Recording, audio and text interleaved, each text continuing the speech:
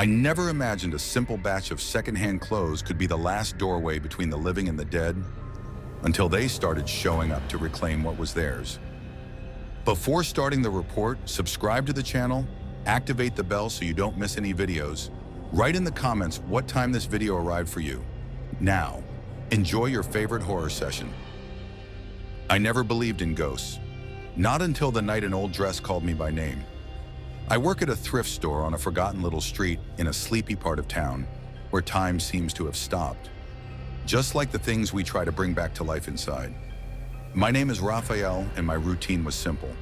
Open the shop, arrange the racks, chat with customers, and close out the register every single day.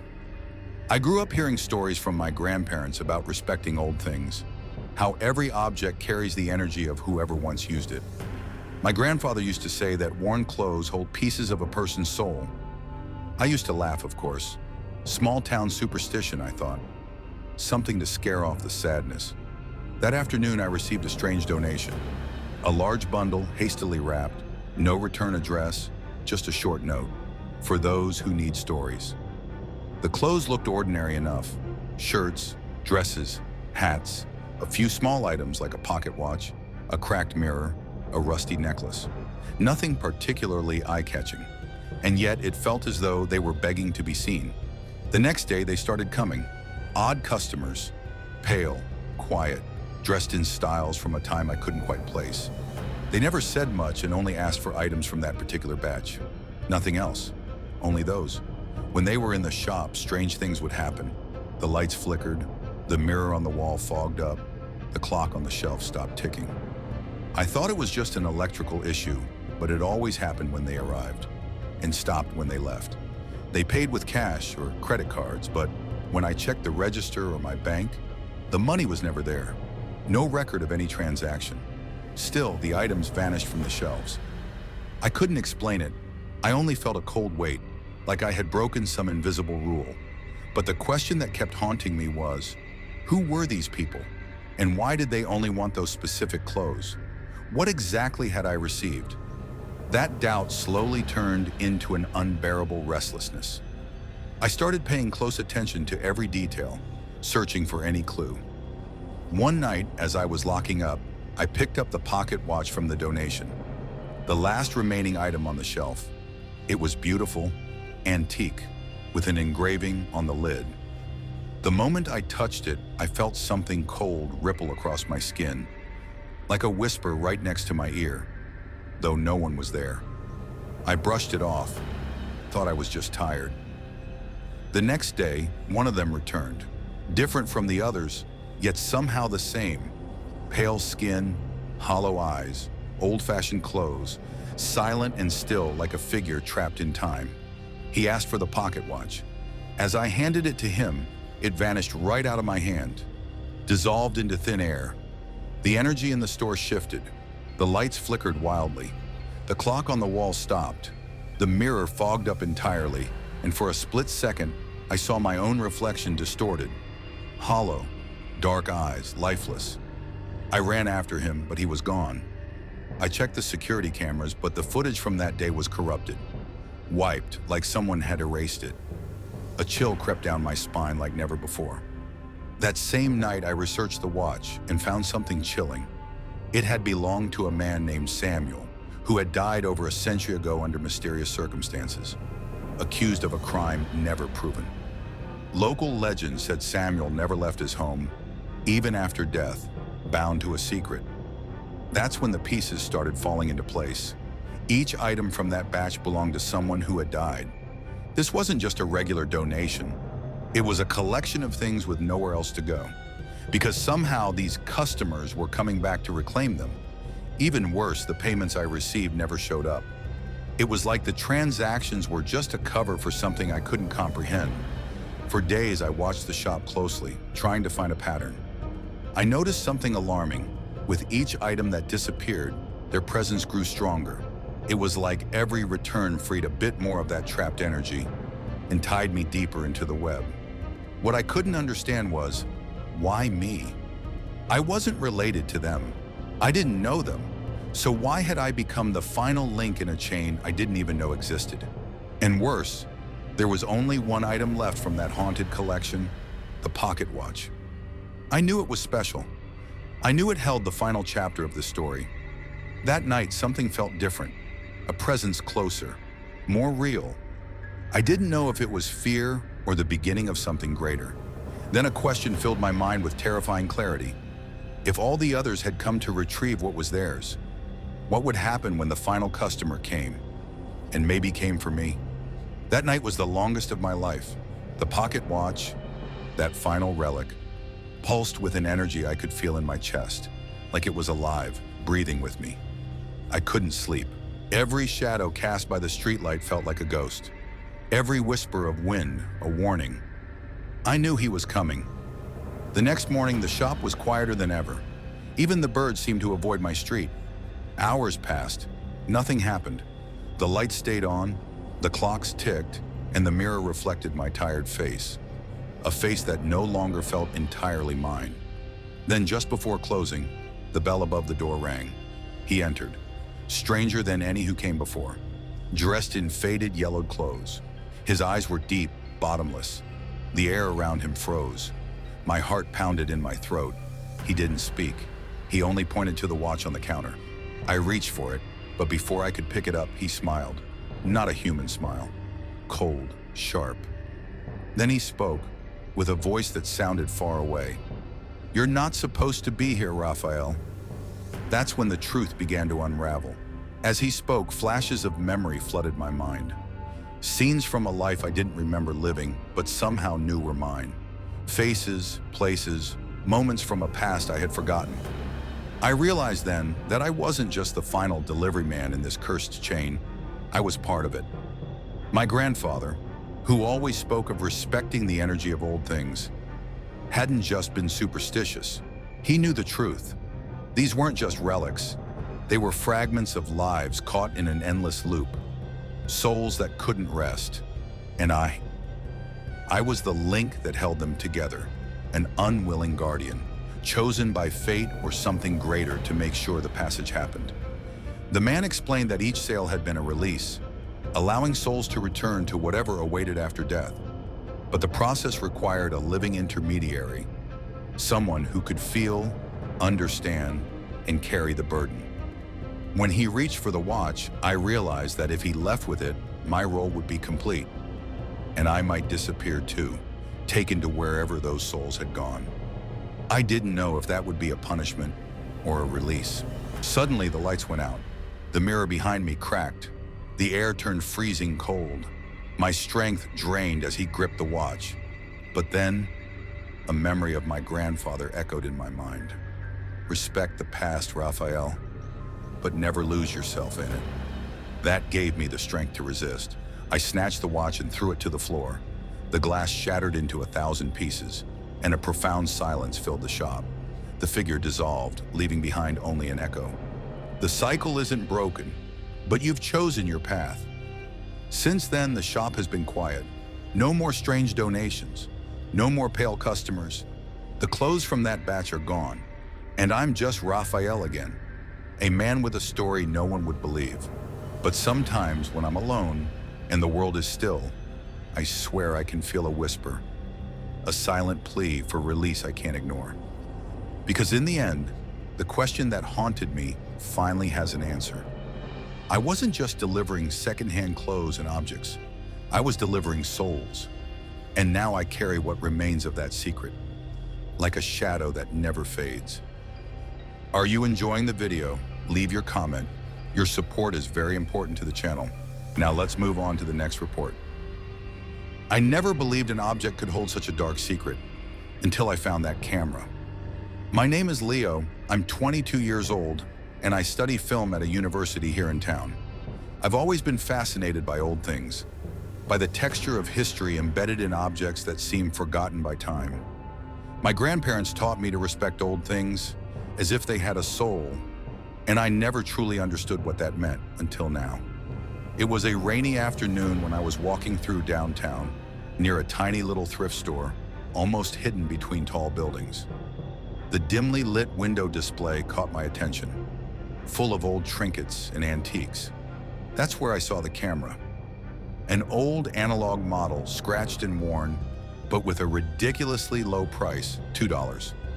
I bought it without thinking much, planning to give a retro touch to my next short film.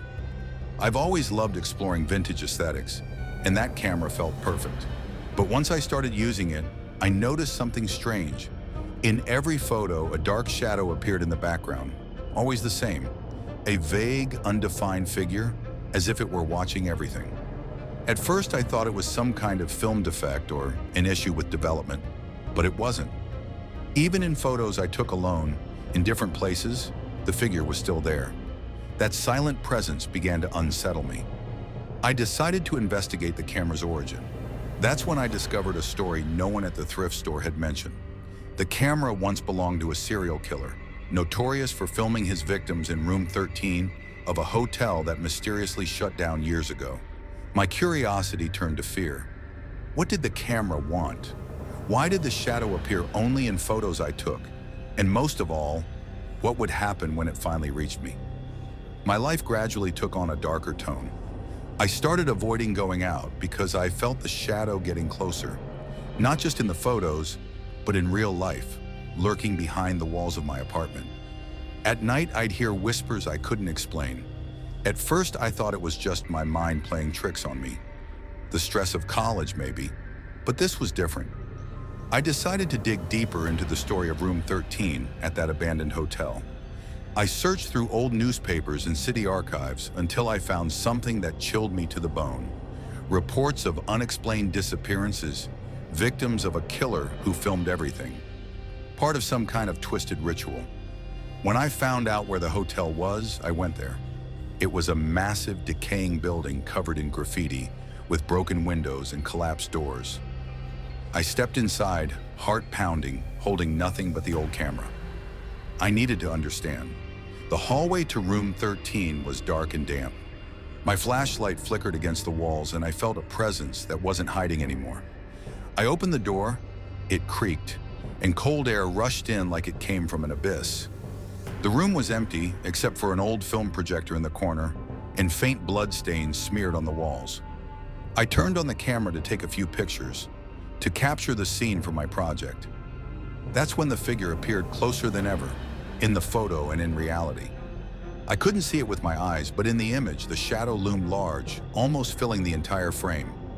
I began to understand this entity wasn't trapped in the camera. It was using the camera as a gateway, a way to get closer to me. And each photo I took brought the shadow deeper into my life. I went home terrified, trying to turn the camera off, but it felt like it had a will of its own. The viewfinder lights blinked as if the camera had powered on by itself. That night in the dark of my room, I heard footsteps. I couldn't move. I couldn't scream. The next day, I developed another roll of film. This time, the shadow was practically right next to me, and in the reflection on the camera's glass, I could swear I saw a pale face, hollow eyes staring straight at me. I started realizing that everything my grandparents taught me about respecting old things and the stories they carry wasn't just superstition, it was a warning. But what exactly did that man, the killer, want with those recordings? Why did he use the camera to eternalize his victims? And more importantly, what did he hope to accomplish by handing me, even indirectly, that cursed device? At that point, I wasn't sure if I was fighting something real or losing my grip on reality. The shadows weren't confined to the photographs anymore. They invaded my dreams, my thoughts, my memories. I decided to return to the hotel one more time. I needed answers, even if only to convince myself that I wasn't going insane. I reached room 13, heart racing. This time I brought with me an old notebook I had found in a secondhand bookstore. It appeared to be the killer's journal, or something close to it. Yellowed pages written in shaky handwriting described the recordings, the moments before each crime, and something even more disturbing. A belief that the camera didn't just capture life, but trap the victim's essence, imprisoned their souls in a kind of visual limbo. He wrote about a dark pact, meant to keep his victims from escaping, forever stuck in those images, trapped in the film. And somehow the camera kept searching for more souls to feed this invisible prison. As I read, the feeling of being watched became unbearable. I looked into the dark corner of the room, and for a moment, I saw the shadowy figure, like a wraith dissolving into the light. In that instant, I understood. The camera was never just an object. It was a trap. Before he vanished, the killer had poured a piece of his evil into it to continue his ritual through other hands. The shadow I saw in the photos was his entity, growing, waiting for the right moment to escape that film-bound prison and enter the real world. And I was at the center of it. Suddenly, I heard a click, like the shutter of the camera. The device in my hand started taking photos on its own. In real time, I saw images developing. Scenes from my own room, my own life. The entity didn't just want more victims, it wanted me. I ran, trying to escape the place, and the curse I had unknowingly accepted. But with every step, I felt the shadow catching up, moving through walls as if they weren't even there. Back in my apartment, I tried to destroy the camera. I smashed it against the floor, crushed its metal body, but it kept working, flashing bursts of light nonstop. That's when I understood the final truth. It wasn't the object that held the power. It was the story, the fear, and the bond I'd formed with it. The entity lived inside me now, fed by fear and silence. And every time I looked at a photograph, it wasn't just the shadow I saw in the background. It was the certainty that I had become part of the cycle. What that camera wanted in the end wasn't just to eternalize victims. It wanted to trap me in a story that would never end. And for the first time, I understood my grandparents' lesson. Some old stories shouldn't be revived. Some things, no matter how curious they seem, are better left forgotten.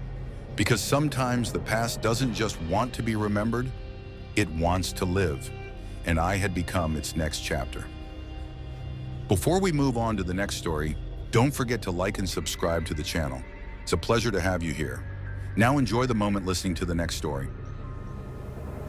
I never thought a simple lamp could be the beginning of my nightmare. After the divorce, I moved into a small apartment in Portland, Oregon, trying to rebuild my life from scratch.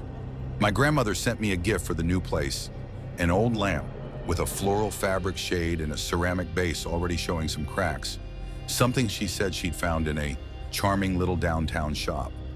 She never mentioned it was a thrift store.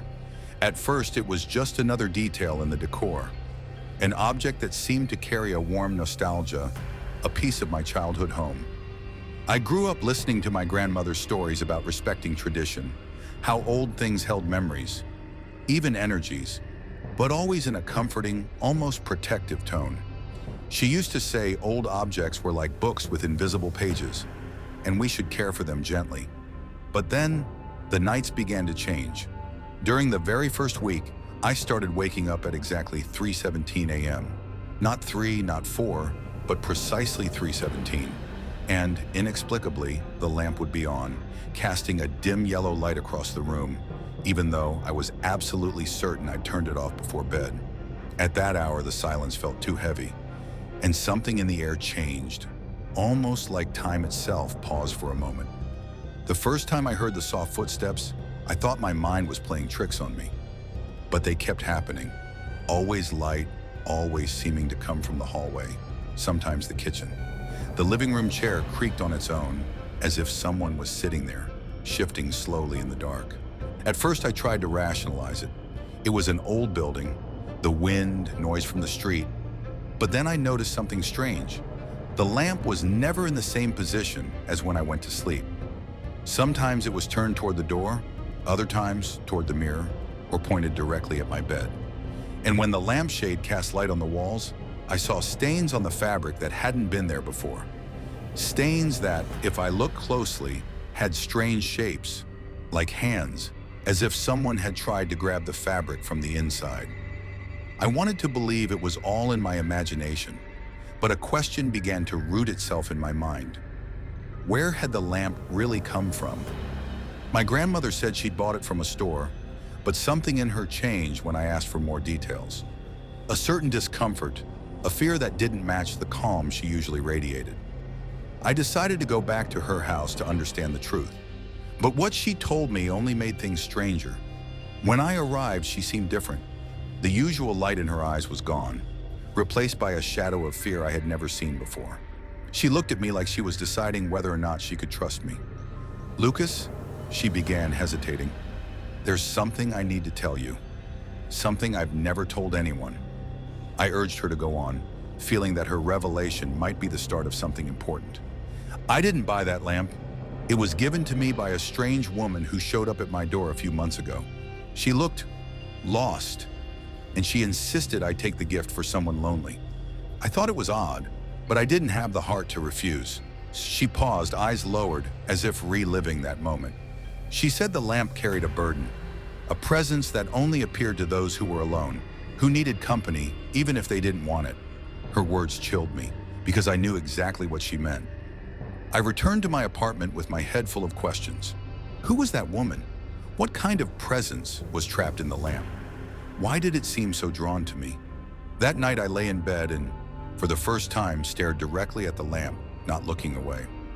The fabric shade looked duller than before, and the hand-shaped stains were clearer, almost as if trying to push through. At 3:17 a.m., as always, I woke up.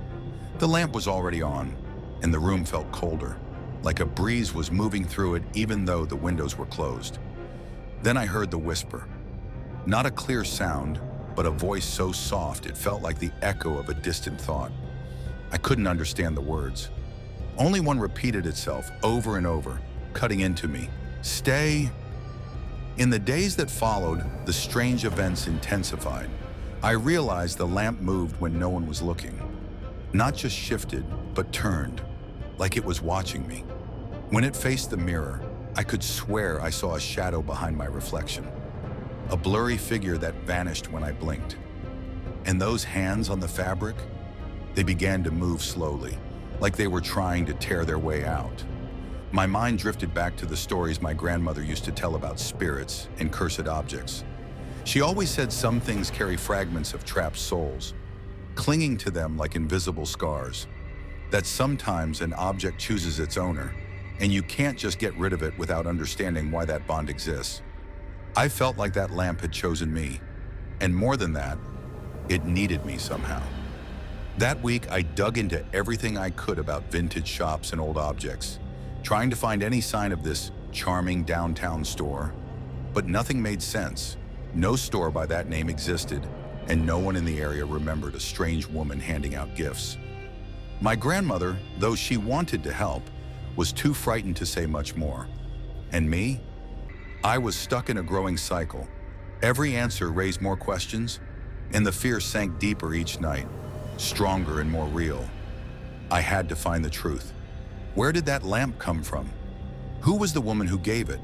And most importantly, why did it want me awake at 3:17 every night, staring at that light that refused to go out? That night, something changed inside me. I couldn't run from it anymore. I needed to understand what was happening, even if the cost was high. The feeling of being watched, the chill in the air at 3:17, the whispering voice, the hands on the lampshade. It was all real, and something told me this was no ordinary object. I decided to dig deeper. I went back downtown, wandering through old stores, hidden thrift shops, dark alleyways. I asked vendors about the lamp, described the cracked ceramic base and floral shade, but no one recognized it. Until down a narrow alley, an elderly woman stopped me. She wore a black shawl and had eyes that pierced straight through me. "You're looking for something you shouldn't be, young man," she said in a hoarse voice. I told her everything, about the lamp, the gift from my grandmother, the strange woman. She looked at me gravely and said, "That lamp belongs to an ancient line of cursed objects. It doesn't just carry memories, it traps pieces of lost souls, the ones who refuse to move on." My heart raced. "The woman who gave it to my grandmother?" I asked. "She was a keeper. She tries to save lonely people from a companion they never asked for. But the lamp isn't a gift. It's a prison for whoever owns it and for whoever's inside." I went home with that revelation crushing my mind. It all made sense now. The handprints were desperate attempts to escape. The footsteps, echoes of trapped souls, the whisper, the lamp begging not to be forgotten. That very night at 3:17, I prepared to confront whatever was in there. I stared at the lamp, waiting for the light to flick on, for the hands to reappear. When they did, I took a deep breath and said out loud, "Who's there? What do you want from me?" The answer came in a whisper that turned into a trembling voice. "Freedom, company. We don't want to be forgotten." That's when I understood. The lamp didn't just want my attention. It wanted me trapped there with the others, forever awake, forever alone. With strength I didn't know I had, I grabbed the lamp and took it outside the apartment, ready to destroy it. But before I could do anything, I felt pressure in my chest, a presence trying to pull me into that dim yellow light. I remembered my grandmother's stories about the care and respect required to break a curse. Instead of destroying it, I chose another path. I took the lamp back to her house, asked for help, and together we performed a simple ritual passed down from her ancestors. Old words, a candle, and a promise never to let loneliness take hold again. That night, when the light finally went out, silence returned to my apartment. The handprints faded, the cold vanished. I still wake up sometimes at 3:17, but there's no lamp glowing, only the echo of a story that taught me some forms of loneliness are prisons. And to break free, you need the courage to face the unknown. And the question that haunted me from the beginning, why was the lamp so interested in whoever slept in that room, finally had an answer. It didn't just want company, it needed someone to share the prison it carried. Someone to remember the souls who otherwise would be forgotten forever. Some stories never have clear answers, and that's perhaps what scares us the most. To hear more stories like this, subscribe to the channel, like the video, and get ready for the next story.